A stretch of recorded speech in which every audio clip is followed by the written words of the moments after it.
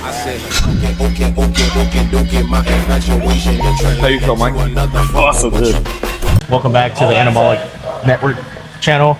We're gonna go over pretty much our workout today. We're in the gym. We're gonna go over what we took today as far as like powering our workout. It's gonna be the Manimal Formula 1 and our non-stim pump from double barrel from Outlaw.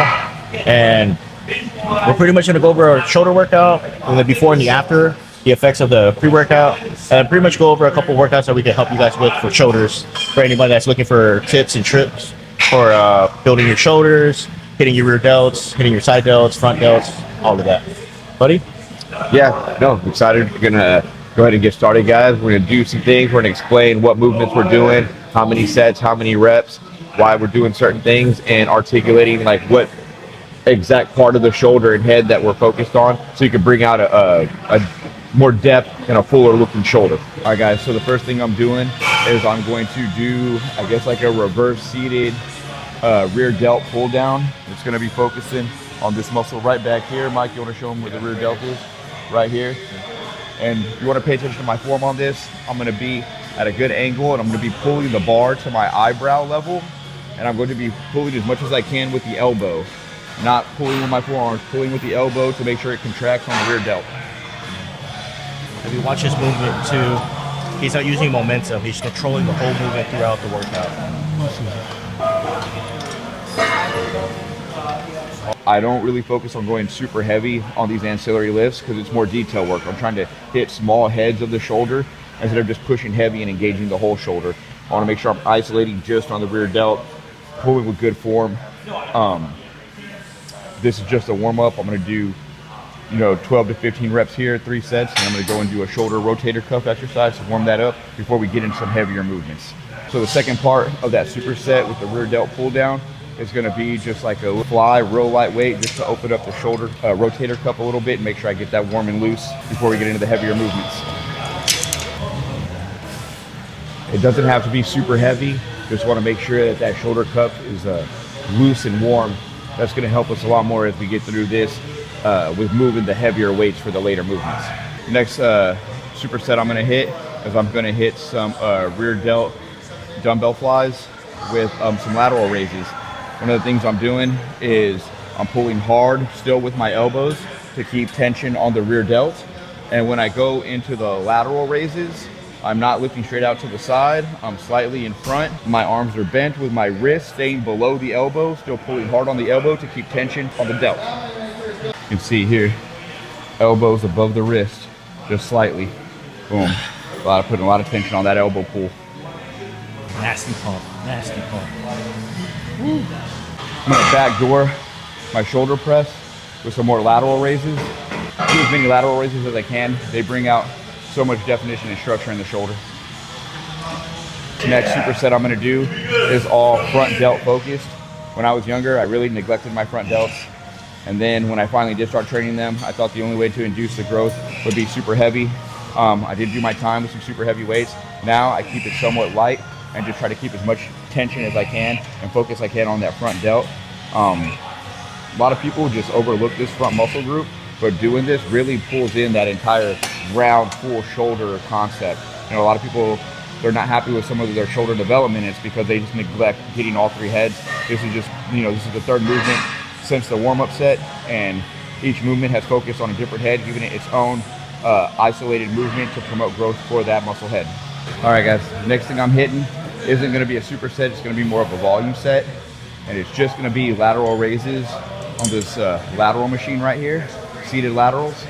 And what I'm going to do is I'm going to do a pause at the top for my first initial rep. It's going to be a 10-second pause, slow on the come down, then 10 working reps with a 2-second pause at the top, and then 5 force reps at the end. So it's designed to really fatigue the delt.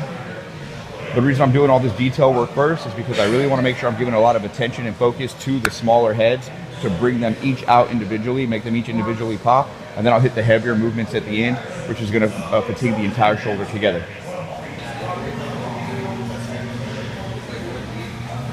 Slow on the come down. 1, 2.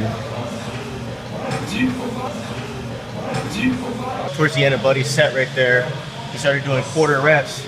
Don't think quarter reps don't count. Those count the world. because you're forcing the blood in there, and you're pretty much pushing yourself to the limit. I'm doing a shoulder day today, but my guy Mike over here, he's doing an upper body day, so he's doing some chest and back in as well. And if you notice, when he's coming on these, arms are bent like he's hugging a tree, but the focus is a nice slow squeeze right here. He's squeezing on that. That's where the growth happens. Then you get a good stretch and squeeze. That's all that matters right there, is that squeeze real hard right there. And him getting that squeeze for a good 2-3 seconds, that's what really traumatizes the muscle and induces growth and forces the blood in there. You know, if we're just doing this the whole time, it doesn't give a lot of time for the muscle to get focus and density. That's where the density gets built. If we're just flying through the rep, we're not getting as much out of the rep as when we squeeze and make that rep work a little bit harder for us. As you know, Buddy's doing a shoulder workout. I know he briefly touched on, like, I'm doing a whole upper. So typically I do a push-pull legs, but I'm trying something a little bit different, and I'm going on about 2 weeks with it. It's more of an upper, lower day, and then implementing with some rest days. My recovery, my strength has been a lot better since I tried this split. So I'm gonna just ride it out for maybe a couple more weeks, maybe a couple months to see how my progress goes. So today I'm doing a little bit of a upper, like he said, so I'm doing some back, some chest, and some shoulders, and maybe touch upon a little bit of a triceps. But that's pretty much it for me today as far as like my workout regimen goes. Buddy's doing a shoulder. I'll show you some more workouts that I'm doing throughout this whole session. It's just a tricep movement. So. And this is good too, just in case like you don't have a partner and you're just trying to hit failure. You got this extra arm just to help you like that. You know what I mean? Nice squeeze. Hits the tricep in a different angle than your typical, you know, free weight machines, whatever. If you're noticing, Mike's keeping all the bend motion at the elbow. This part of the arm is staying stationary. There's no movement in the shoulder. There's no movement in the top part of the arm. It's all at the elbow to keep that tension right here on the tricep. Yeah, if you really want to go with failure, I suggest, you know, trying this workout out. And it's easy to swap. Just adjust your stance. Same deal.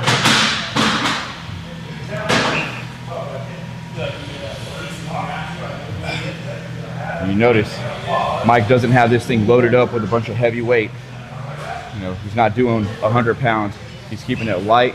He's keeping tension on the muscle, making sure he's keeping that top part of the arm locked out, and the only movement and bend is at the elbow, really placing the focus on the tricep instead of trying to use a bunch of weight and using his shoulder and all these other muscles to cheat the weight.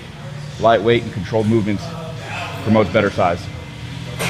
One of the things you can see that we're doing when we load this, we're not bringing the bar. We have it set to where it's kind of like nose level. We're not really forcing the rep past that nose range. There's no reason to put all that unnecessary stress and tension on the shoulder. I know when I was first training, they were telling me I had to do military press and bring it all the way down to my chest and all the way back up. And you know, if I could say like one thing about training that way is it really put a lot of wear and tear on my shoulder, coming down this far. Then just in this movement right here, just coming out from this ditch right here to this point, that just tears up your shoulder. And look, if you're training, if you're doing functional training and you need this kind of a movement, by all means, train for that movement. But if you're into bodybuilding and body sculpting, it's kind of unnecessary when you can still induce a lot of good growth. And you just got to keep it right here so you take this movement out. It doesn't provide all that unnecessary stress, and you're just nothing but isolation from here to here, from the nose to the top point. It just keeps all the focus on the shoulder and the delt without having to tear up the shoulder ligaments and the range of motion in the shoulder right here. Just take that ditch out and just push from there. If you do have a training partner, you get a lot more forced work that you're not able to get when you're by yourself, right? For shoulder growth, you don't really have to go too heavy. Just control like how Buddy is, keeping the tension on this delt, not locking out his elbows. Mike's jumping on this T-bar row variation. If you look at this, see Mike's pulling hard with his elbows. This lift right now, he's focusing on his mid back. So his grip is not a wide grip out here. It's an in-tight grip, pulling through the elbows. If you notice, his elbows are not flared out, they're tucked in. Squeezing at the top to promote that growth in that mid back. So the rear delt And targeting this mid back really brings out depth to the back, where a lot of guys, they're able to get wider, but they can't build depth because they spend so much time on wide movements. These in-tight movements really put the concentration on that inside. So, real quick. Do your best to keep your chest on the pad at all times. Just don't try to like lean up, because you're gonna take the tension out of the movement and just start moving it to a different spot. Yeah, then you start using your lower back instead of keeping the isolation on that top back. Now, Mike, you want to jump back up here real quick? Yeah. So if you're to look, Mike had his hand placement on this inside grip, which was allowing him to focus out here. If he would have placed his hands out wide, that would have promoted more growth in this lat area right here. That's the difference between hitting here and hitting here. Now, another thing, if Mike wanted to even turn this into a rear delt, he would drop this base plate down.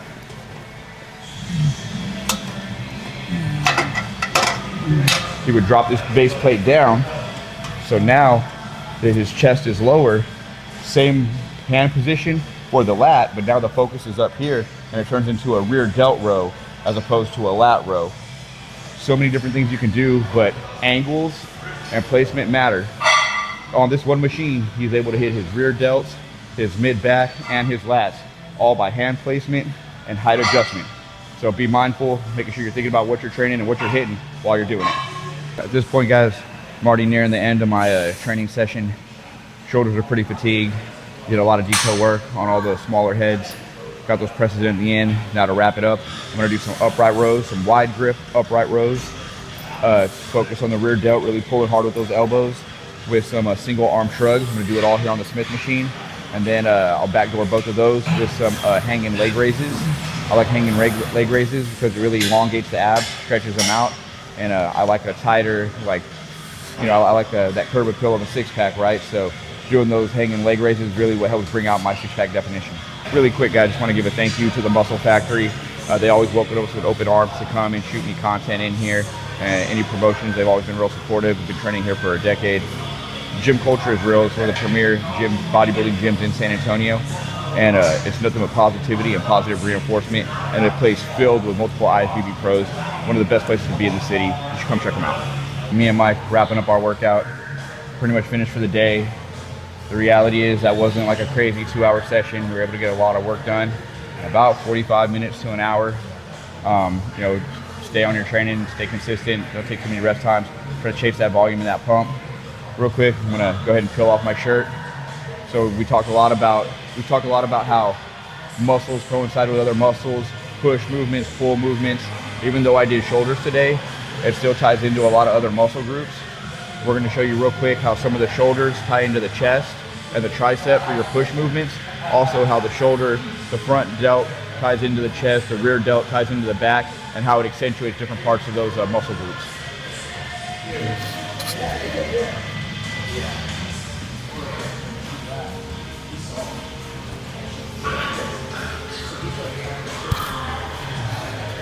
So, Mike, you wanna? Yeah, so notice like he did a shoulder workout, but you can tell from the beginning of the session versus now, you can tell how his rear delts is flaring out, popping real, you know, full of blood, fully pumped, traps are pumped, side delts pumped, everything's just oozing through like his skin. That's good. That's a good pump right there. Nice. Looking full, super full, vascular. That front delt helps pull into this movement. Even though it's still a push, shoulders are engaged in the push, chest is engaged, triceps are engaged, all one push movement. So thank y'all for following us over at the Anabolic Network LLC. We appreciate y'all giving us a little bit of y'all's time. If you wouldn't mind, share our content, follow our social media pages, subscribe, and like our video. And if you have any questions, please shoot them our way. If you'd like to see any more content like this, different muscle groups, different types of training philosophies you'd like us to touch on, please send them our way. We'd love to answer them for you guys. Yeah. And if you like this kind of content, man, let us know. Thumbs it up. Let us know, like, hey, can y'all like do more videos like this? This is actually like, I like this kind of content. This is awesome. I'm having fun, so appreciate it, guys.